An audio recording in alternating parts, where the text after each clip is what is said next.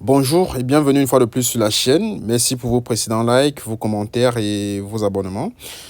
Aujourd'hui, on se retrouve donc pour l'avant-match Celta Vigo contre le FC Barcelone pour le compte de la 14e journée de la Liga. Dans cette vidéo, on va revenir sur la conférence de presse d'Hansi Flick. Par la suite, on va faire le tour d'actualité mercato de la semaine et à la fin, je vais proposer ma compo probable connaissant l'actualité et les formes des joueurs. Alors, pour commencer par la conférence de presse, la première question qui a été posée à Hansi Flick hier lors de la conférence de presse, on lui a posé la question de savoir, la Liga est de retour, comment avez-vous planifié ce match ? Et à quel type de match vous vous attendez demain? Il a répondu, je m'attends à un bon match de football. C'est toujours important de bien revenir après la trêve internationale. C'est notre but pour demain. Par la suite, on lui a posé la question, pouvez-vous confirmer que Lamine Yamal demain sera absent? Et est-ce que c'est une préoccupation dans le vestiaire et avez-vous peur de concéder une autre défaite après celle contre la Real Sociedad avant la trêve internationale? Hansi Flick a répondu non, contre la Real Sociedad, on n'a pas bien joué et c'est pas à cause de l'absence de Lamine Yamal.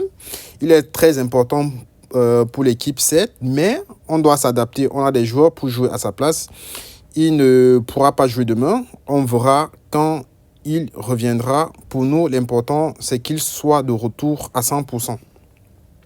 Par la suite, on lui a posé la question de savoir, un constat a été fait que les matchs où Lamine Yamal ne joue pas se sont toujours soldés par une défaite. Est-ce que c'est un défi pour l'équipe de jouer sans lui? Tout en souriant, Lamine Yamal Hansi Flick a répondu, je demanderai à l'équipe demain, c'est une bonne question pour eux. Par la suite, on lui a posé la question relative à la récente interview de Messi sur la chaîne TV3. On lui a dit, il y a eu des déclarations de Lionel Messi à qui on a demandé ce qu'il pensait du nouveau Barça d'Hansi Flick, donc votre Barça. Et il a fait des éloges en disant que l'équipe est spectaculaire et qu'il est content des opportunités qui se sont données aux jeunes joueurs de la Masia. Hansi Flick a répondu, c'est un honneur que le meilleur joueur de l'histoire du Barça dise ça et suive l'équipe et les jeunes. Il est toujours lié au club et ça signifie beaucoup pour nous et pour toute l'équipe. Après, on lui a posé la question, êtes-vous ouvert à l'idée de changer votre 4-2-3-1 selon les joueurs que vous avez à chaque match ou bien vous voulez toujours rester avec ce système en y mettant les joueurs qui correspondent le mieux? Hansi Flick a répondu, on est un peu limité à cause de l'absence de Yamal, mais on a beaucoup de joueurs talentueux qui peuvent jouer à différentes positions. On analyse ce dont on a besoin pour le match et on fait notre plan de match en fonction et ce sera aussi le cas demain. On espère que ça va bien se passer. Par la suite, on lui a posé la question, est-ce que pendant ces 2 semaines, vous avez vu des images qui vous ont convaincu que Lewandowski était bien hors jeu ou est-ce qu'on vous a expliqué les images de la VAR qui portent réellement en confusion? Hansi Flick a répondu, non, ce n'est pas grand-chose. Parfois, c'est bien d'avoir des explications de la Liga, mais au final, on est tous des humains et ça arrive. Ce n'est pas grave, on se concentre sur le match contre Celta Vigo. Après, on lui a posé la question, comment vont Christensen et Aroro? Quand reviendront-ils?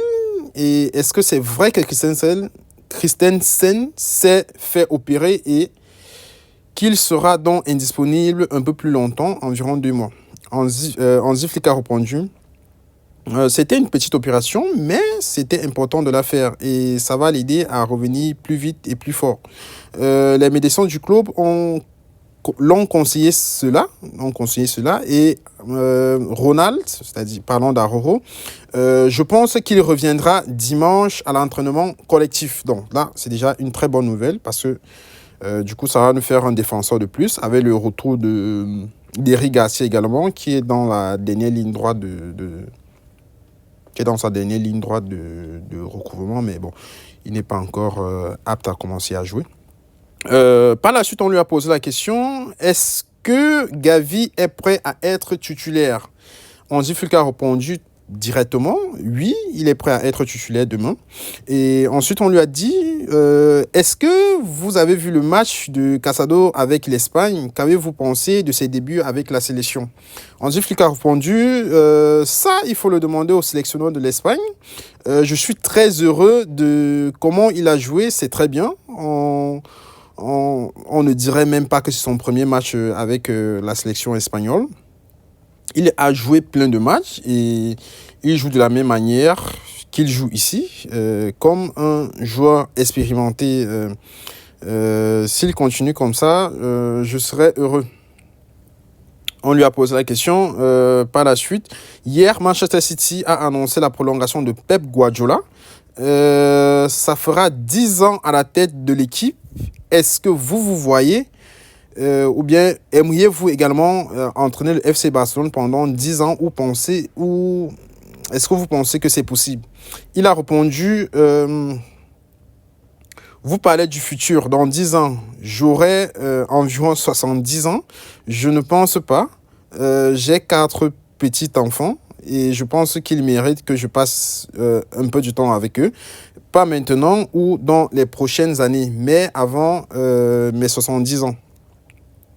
Par la suite, on lui a posé la question de savoir quel joueur, selon vous, a le plus de qualité pour jouer au poste de Lamine Yamal?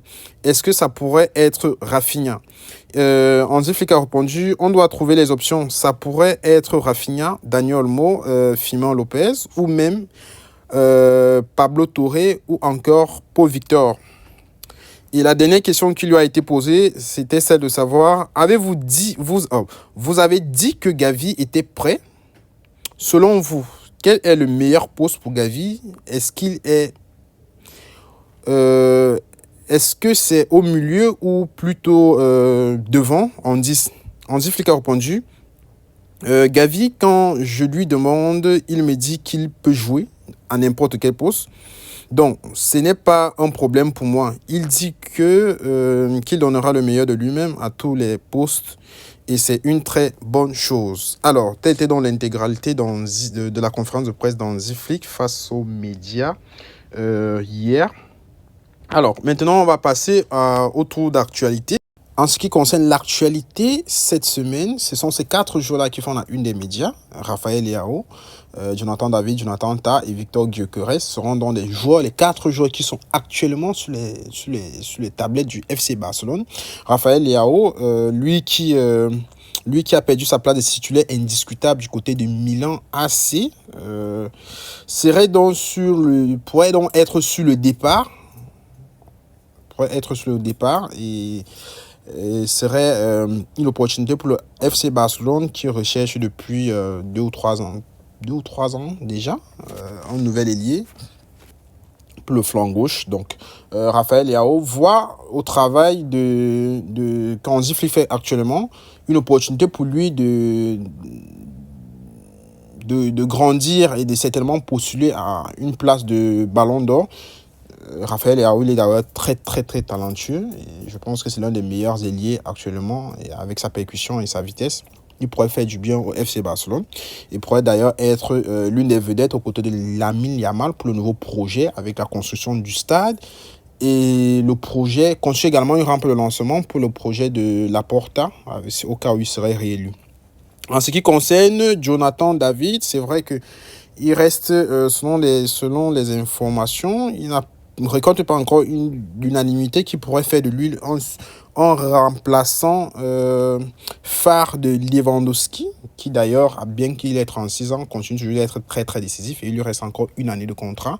Donc à ses côtés d'ailleurs, il serait challengé par l'attaquant suédois du Sporting Portugal, Victor Gyökeres, qui compte 28 buts en 23 rencontres. Donc il serait également un remplaçant de poids pour Lewandowski. En ce qui concerne par contre Jonathan Tah, il se rapproche de plus en plus du FC Barcelone, bien que il soit également dans le visage d'autres cadres européens tels que Liverpool, le Real de Madrid, bien sûr, qui a d'ailleurs perdu Militao. Donc, Barcelone serait donc challengé par plusieurs cadres européens sur Jonathan Tah.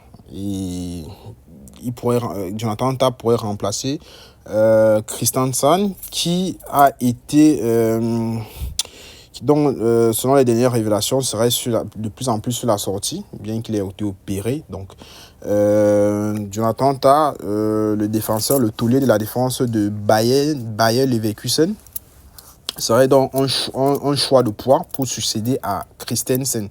Donc, tel était donc le taux d'actualité du mercato, ces 4 joueurs. Et maintenant, espérons que durant le prochain mercato estival, un joueur comme Rafael Leao puisse rejoindre le FC Barcelone. Le déplacement à Celta Vigo, c'est un match assez piégeux. Donc, Hansi Flick, dans son esprit, dans son état d'esprit, pour lui, je pense que ce serait bien de repartir sur une victoire pour se remettre en confiance et redémarrer un long cycle de victoire. Et en attendant le match dans la semaine contre le Brest.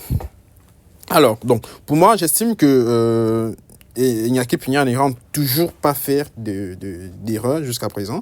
Donc, il se retrouve donc, pour moi, il pourrait débuter. La charnière centrale devrait normalement être conservée. Les latéraux également.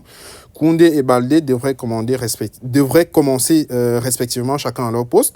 En double pivot, ayant déclaré que Gavi pourrait être titulaire. Donc, j'estime que ça serait pas une mauvaise idée de faire démarrer Gavi titulaire, d'autant plus qu'il est déjà apte. On a vu les entraînements du FC Barcelone pendant la trêve internationale, où le gars, on leur donnait un rythme très très intense pour qu'il soit apte à pouvoir démarrer le match, lui et Pau Victor. Donc en double pivot, Gavi et Casado. En 10, vu que Gavi joue déjà le double pivot, donc certainement Pedri va postuler à un poste de 10, et ce qui remettrait donc Rafinha en remplacement de Lamine Yamal sur le flanc droit. Et Daniel Olmo, naturellement, comme on l'a vu avec l'Espagne, va donc récupérer le flanc gauche. Et en pointe, ça sera Lewandowski. Alors les gars, dites-moi maintenant, qu'est-ce que vous pensez de ce 11 entrant, et donnez-moi également vos pronostics pour le match de ce soir à 21h. Et on va se retrouver ce soir après le débrief. On va se retrouver ce soir après le match pour le débrief le débrief. Espérons que le FC Barcelone gagne, mais je pense que ça sera le cas. Donc, un score de 3-1. Non, pas 3-1. Ça va être chaud parce que Celta Vigo, quand même, c'est une équipe joueuse. Hein. C'est une équipe, c'est pas des équipes. Ça fait partie des équipes qui font des blocs bas. C'est une équipe qui ouvre vraiment le jeu et qui sont également très, très adroits dans les buts. Ils ont plusieurs fois piégé le FC Barcelone sur leur stade. Donc, je pense qu'un score qui aura beaucoup de buts, bon, 4-2 en faveur du Barça, je pense que ça sera le score, ou 3-2 ou 4-2. Pour moi, ça serait un peu ça le score.